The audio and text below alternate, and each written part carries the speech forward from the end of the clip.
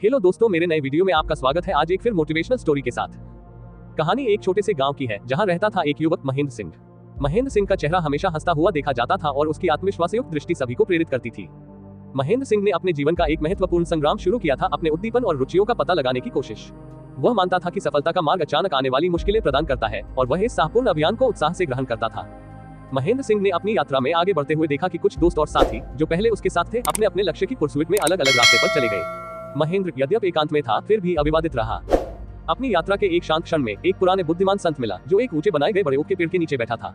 संत महेंद्र के आंतरिक संघर्ष को महसूस करते हुए उससे बातचीत करने लगे।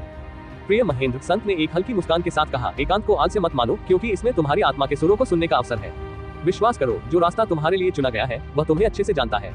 हर अकेले कदम ने खुद को खोजने का एक अद्भुत अवसर प्रदान किया है और हर चुनौती ने तुम्हें सहनशीलता से सामना करना सिखाया है।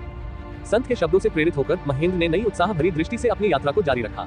जो घाटित कदम उसके आत्मविकास, स्वाभाविक नेतृत्व और अंततः खुद के सबसे सच्चे स्वरूप की खोज में सहारा बने। समय के साथ महेंद्र की कहानी एक पहाड़ी के शिखर पर पहुंचते हुए बदल गई। उसने महसूस किया कि वही एकांत जिससे उसने कभी डरा था, उसने उसे एक उपहार में बदल दिया था।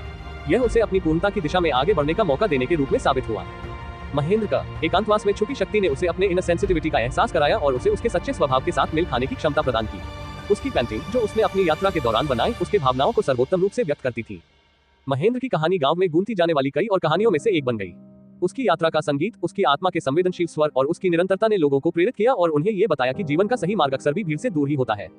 महेंद्र का एकांतिक पथ एक बारंबारिक राह नहीं बल्कि स्वयं को पहचानने, व्यक्तिगत विकास करने और अंत में खुशी का अनुभव करने का एक अद्वितीय अवसर था। उसका जीवन एक सफलता कहानी बन गया जो अनगिनत लोगों को साहस और दृढ़ता के साथ अग्रसर करने के लिए प्रेरित करती है।